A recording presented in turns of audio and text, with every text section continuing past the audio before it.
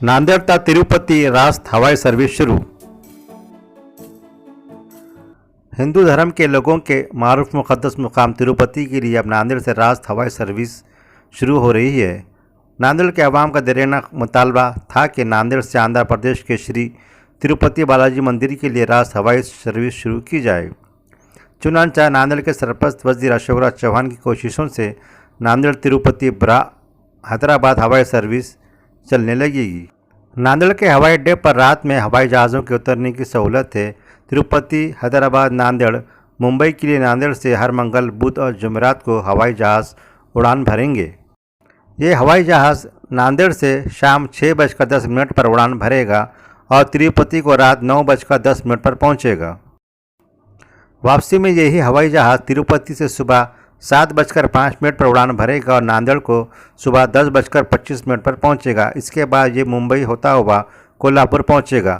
नांदेड़ से तिरुपति का किराया 3,999 रुपये रखा गया है। नांदेड़ के अरब गली का नाम हरगिज़ तब्दील होने नहीं देंगे।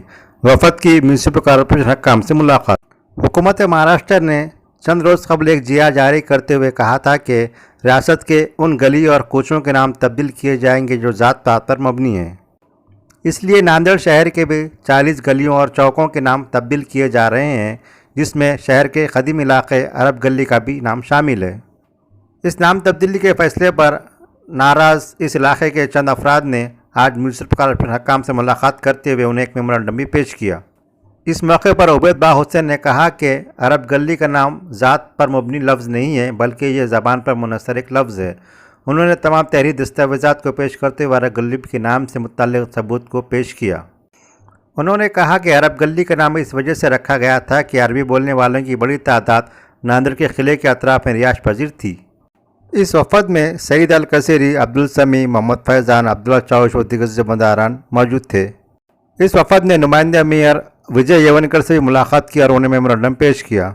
इसके अलावा डिप्टी कमिश्नर और नांदेड़ बल्दिया उज़्मा के अपोजिशन लीडर दीपक सिंह रावत से मुलाकात करते हुए मेमोरेंडम की कापी पेश की। दीपक सिंह रावत ने वफद को तयक़ुन दिया कि वो इस नाइंसाफ़ी के खिलाफ कॉरपोरेशन में आवाज़ बुलंद करेंगे।